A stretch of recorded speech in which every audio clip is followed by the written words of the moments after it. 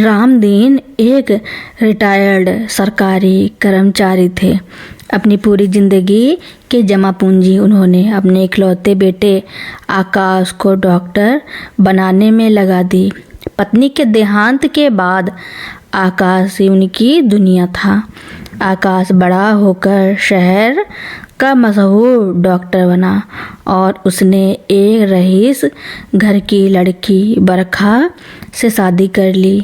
एक दिन आकाश ने अपने पिता को बताया कि उसे अपनी एक नई मल्टी स्पेशलिटी हॉस्पिटल की चेन खोलनी है, जिसके लिए उसे 5 करोड़ रुपयों की सख्त ज़रूरत है। उसने रामदीन जी के सामने हाथ जोड़ लिए। पिताजी, अगर यह हॉस्पिटल नहीं खुला तो मेरा कैरियर बर्बाद हो जाएगा।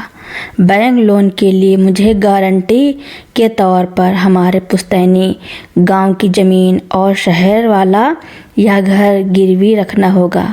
बस आप इन कागज़ों पर साइन कर दीजिए। भोले रामदीन जी ने बेटे की तरक्की के लिए बिना सोचे समझे अंगूठा लगा दिया।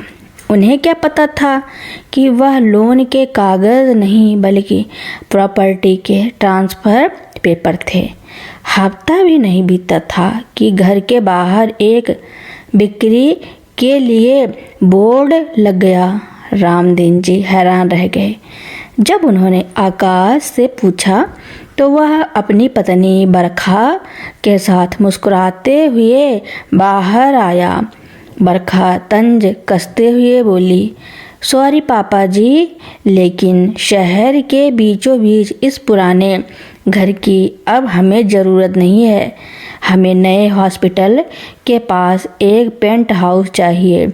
और रही बात आपकी, तो हमने पास के ही एक ओल्ड एज होम में आपके लिए एक छोटा कमरा बुक कर दिया है।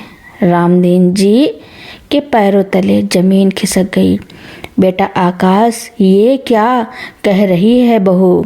तूने तो कहा था हॉस्पिटल के लिए पैसे चाहिए। आकाश ने ठंडी आवाज़ में कहा, पिताजी, हॉस्पिटल तो बहाना था। दरअसल आपकी प्रॉपर्टी हड़पने का यही एक तरीका था। अब आप बूढ़े हो चुके हैं, आपकी सेवा कौन करेगा? वहाँ आपको हम उम्र दोस्त मिलेंगे। रामदीन जी को वृद्धाश्रम छोड़ दिया गया।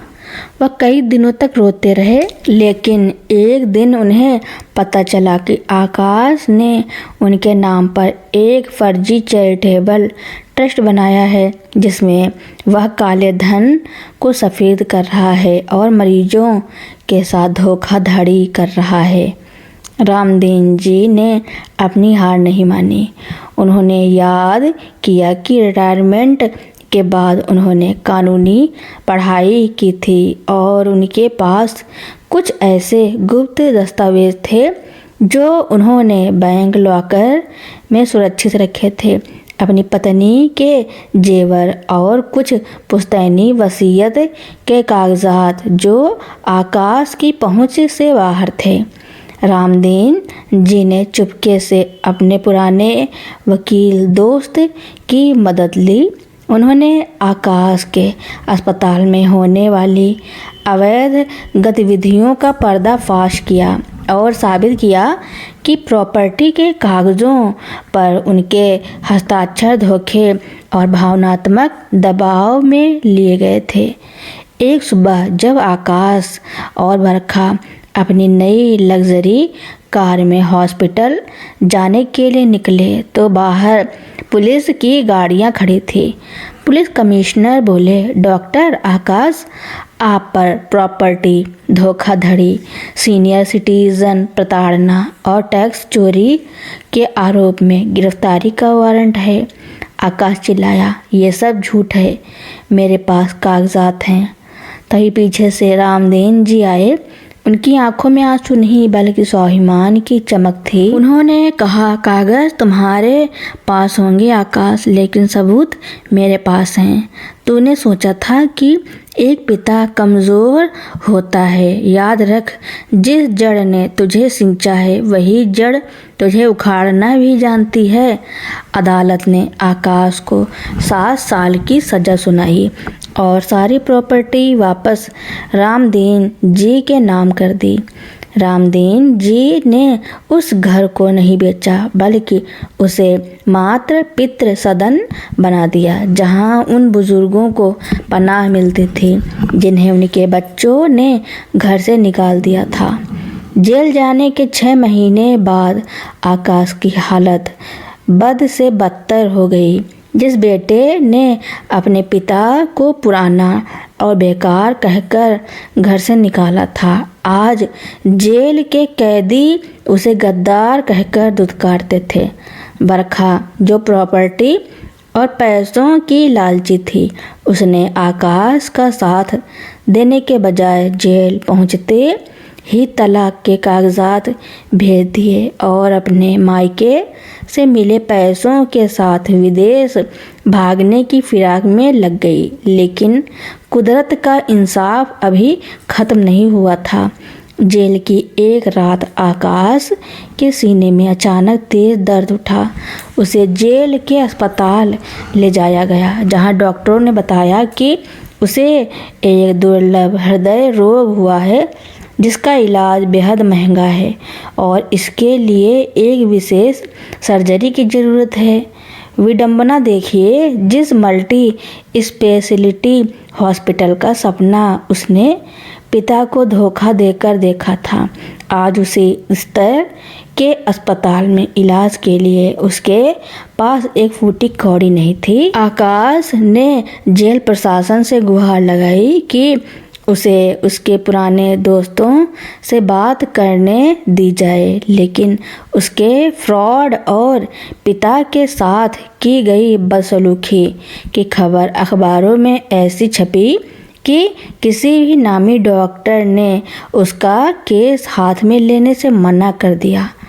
अकेला, बीमार और मौत के करीब खड़ा आकाश अब रात रात भर जागकर अपने पिता के चेहरे को याद करता। उसे याद आता कि कैसे बचपन में जब उसे मामूली बुखार होता था तो रामदीन जी पूरी रात सिराहने बैठकर पट्टियाँ बदलते थे।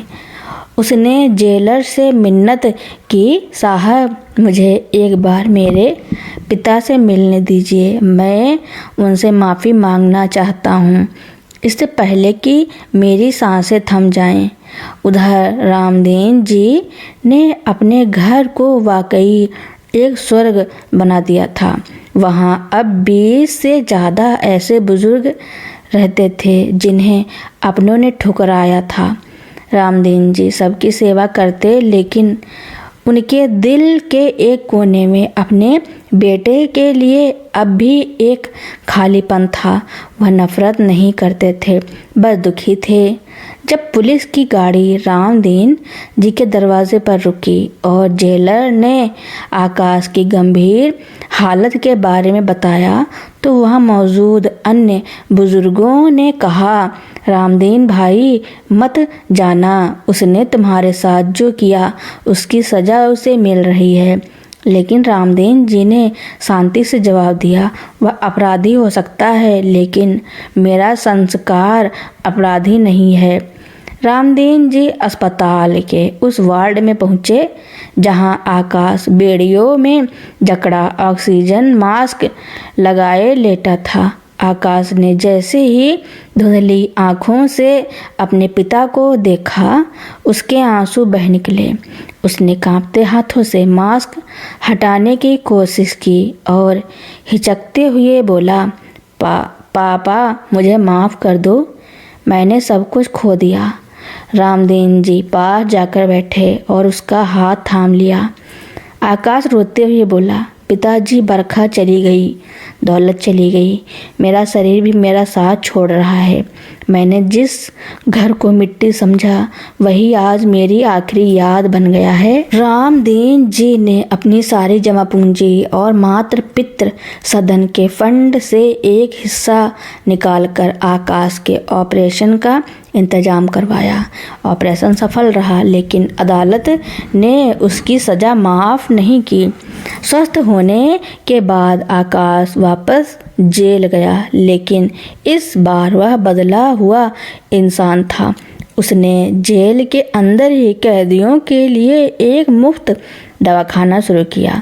वह दिन भर मरीजों की सेवा करता और शाम को अपने पिता को पत्र लिखता।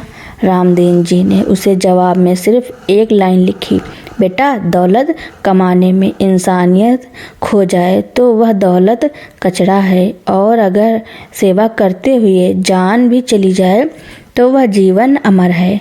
आकाश अब अपनी सज़ा काट रहा है, इस उम्मीद में कि एक दिन वह बाहर निकलकर अपने पिता के मातृ पितृ सदन में एक साधारण सेवक बनकर अपनी बाकी की जिंदगी बिताएगा और अपने पापों का प्रायश्चित करेगा।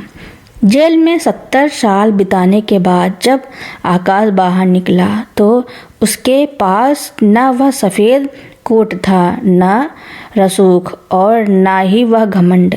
जेल की 4 दीवारी ने उसे सिखा दिया था कि रोटी की असली कीमत क्या होती है। जब वह जेल के लोहे के गेट से बाहर आया तो सामने कोई लग्जरी कार नहीं खड़ी थी। सामने खड़े थे रामदीन जी, जो अब काफ़ी वृद्ध हो चुके थे और उनके बाल पूरी तरह सफ़ेद हो गए थे। आकाश दौड़कर उनके पैरों में गिर पड़ा और फूट फूट कर रोने लगा। पिताजी, मैं आपके घर के लायक नहीं हूँ, मुझे किसी फुटपाथ पर जगह दे दीजिए। रामदीन जी ने उसे उठाकर गले से लगाया और कहा, आकाश, वह घर अब मेरा नहीं है, वह अब सब उनका है जिनका कोई नहीं है। अगर वहाँ रहना है तो बेटा बनकर नहीं, एक सेवक बनकर आना होगा। आकाश जब मातृ पितृ सदन पहुंचा तो उसे समाज के असली रंगों का पता चला। वहाँ सेवा करते हुए एक दिन उसे खबर मिली कि बरखा, जो उसे धोखा देकर करोड़ों लेकर भागी थी, एक बड़े निवेश घोटाले में फंस गई।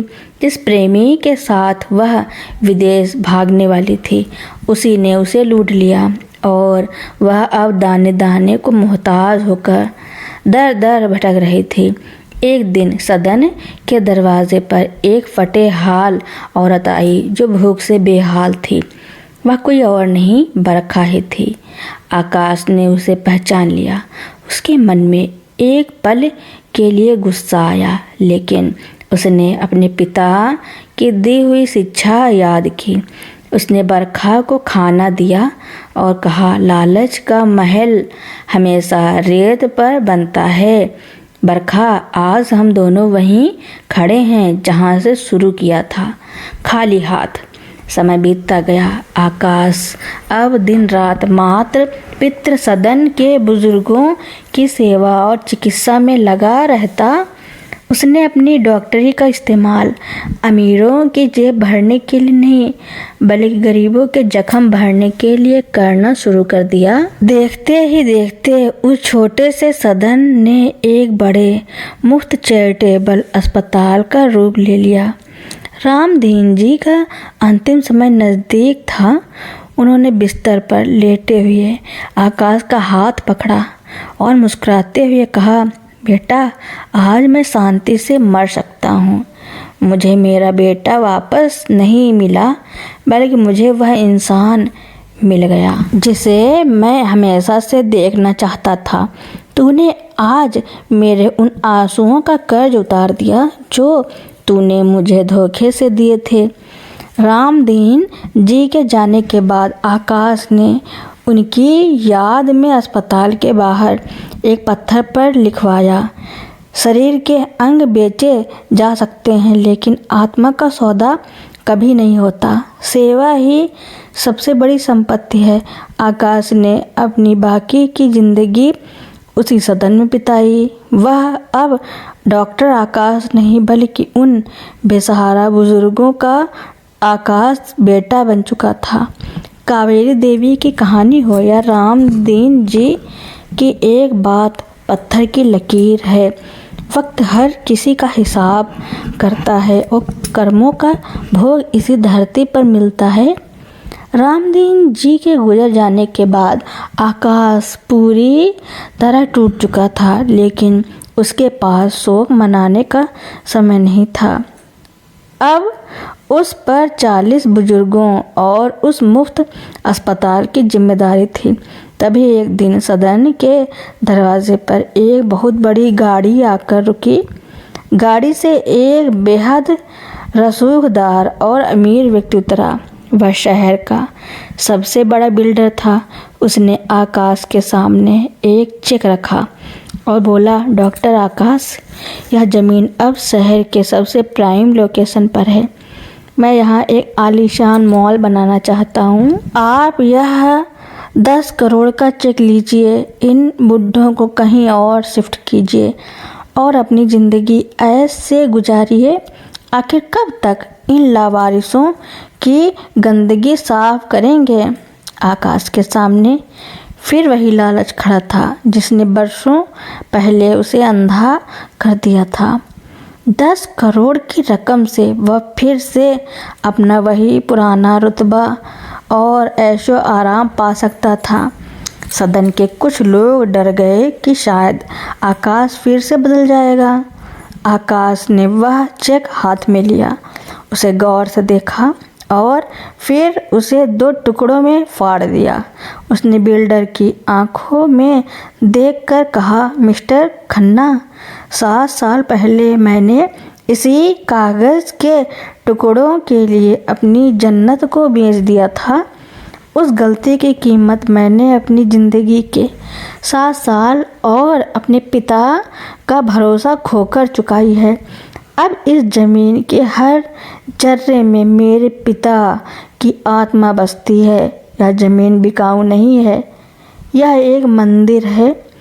बिल्डर गुस्से में पैर पटकता हुआ चला गया, लेकिन उसके जाने के कुछ ही घंटों बाद वहाँ पुलिस और प्रशासन के लोग आए। आकाश को लगा कि शायद बिल्डर ने कोई चाल चली है, लेकिन कमिश्नर ने मुस्कुराते हुए आकाश को एक सरकारी पत्र सौंपा। उस पत्र में लिखा था कि राज्य सरकार ने मात्र पितृ सदन के निस्वार्थ काम को देखते हुए इसे राजकीय धरोहर घोषित कर दिया है और इसके विस्तार के लिए 5 करोड़ की ग्रांट मंजूर की है। साथ ही जेल विभाग ने आकाश की सेवाओं को देखते हुए उसका नाम नागरिक सम्मान के लिए प्रस्तावित किया था। उसी रात आकाश को सपने में अपने पिता रामदीन जी दिखाई दिए। उनके चेहरे पर वही पुरानी शांति थी। उन्होंने आकाश के सिर पर हाथ रखा और कहा, बेटा, आज तू सच में डॉक्टर बन गया।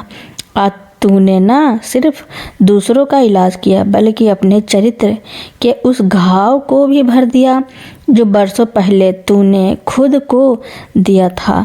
आकाश की आंख खुली तो सुबह की पहली किरण खिड़की से आ रही थी।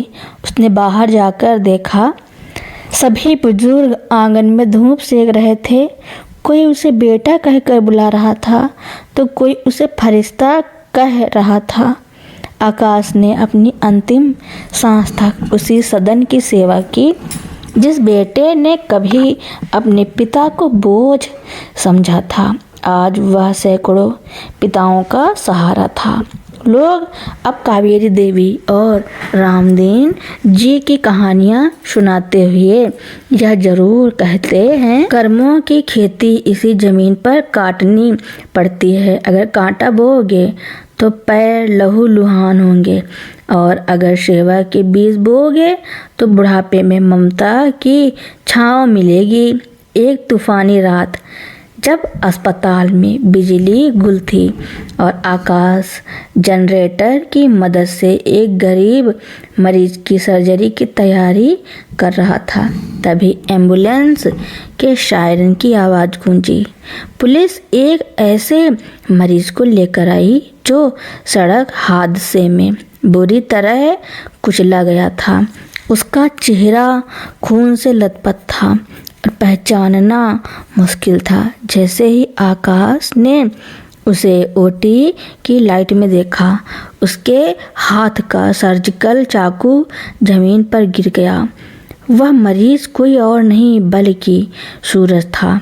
वही सूरज जिसने अपनी माँ कावेरी देवी की किडनी बेच दी थी। सूरज की हालत बहुत नाजुक थी। उसके शरीर के कई अंगों ने काम करना बंद कर दिया था। पुलिस वाले ने कहा, डॉक्टर साहब, यह एक अपराधी है।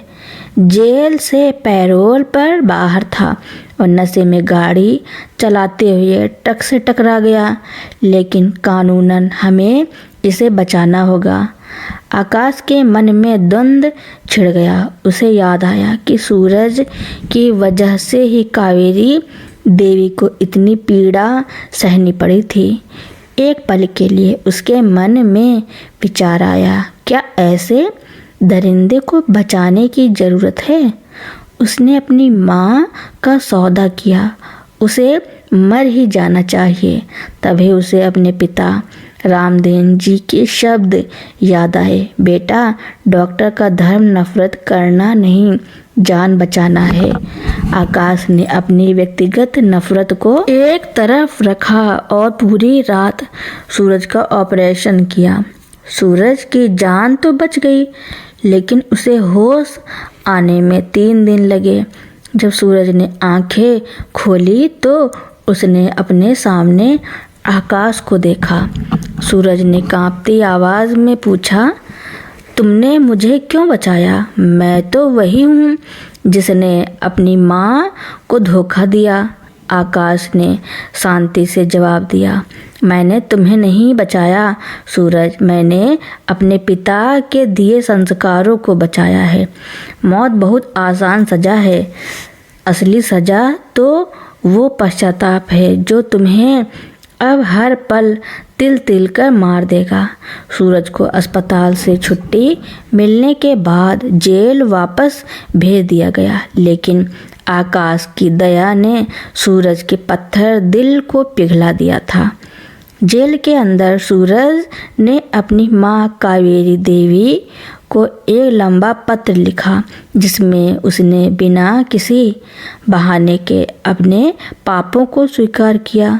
उसने लिखा, माँ, मैं तेरा बेटा कहलाने के लायक नहीं, लेकिन आकाश भाई ने मुझे सिखाया कि इंसान गिर कर भी उठ सकता है। मैं अपनी बाकी की सज़ा काटूंगा और जब बाहर आऊँगा तो अपना बचा हुआ जीवन उसी मात्र पितृ सदन में पोछा लगाने में बिताऊंगा। सालों बाद जब आकाश बूढ़ा हो गया तो उसने अपनी वसीयत में एक ऐतिहासिक फैसला लिया। उसने मात्र पितृ सदन और अस्पताल का ट्रस्ट किसी बाहरी व्यक्ति को नहीं, बल्कि उन सुधरे हुए लोगों के एक समूह को सौंपा जिन्होंने अपने माता पिता के साथ गलत किया था और प्रायश्चित की राह पर थे। उसने संस्था का नाम बदलकर ममता स्मृति सेवा संस्थान रख दिया, जिसमें कावेरी देवी और रामदेव जी दोनों की तस्वीरें एक साथ लगाई गईं। तो दोस्तों, मेरी कहानी सुनने के लिए आपका बहुत बहुत धन्यवाद। ऐसी ही कहानियाँ सुनने के लिए मेरे चैनल को लाइक, कमेंट, शेयर, सब्सक्राइब एवं बेल आइकन का बटन दबाना ना भूलना, ताकि मेरी नई नई कहानियाँ आप तक पहले ही पहुँचती रहें।